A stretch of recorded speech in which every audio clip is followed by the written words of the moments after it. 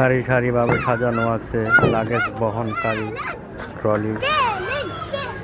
কত সাক্ষী বহন করে আছে ট্রলি, কেউ আসে কেউ যায়।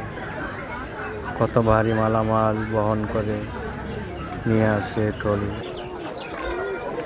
যাওয়ার সময় বেদনার কান্না হাত দিয়ে মুছে এই ট্রলি হাত দিয়ে ঠেলে নিয়ে যায়, আর আসার সময় সুখের অশ্রু হাত দিয়ে মুছে এই ট্রলি থেকে মালপত্র গাড়িতে নেওয়া হয়।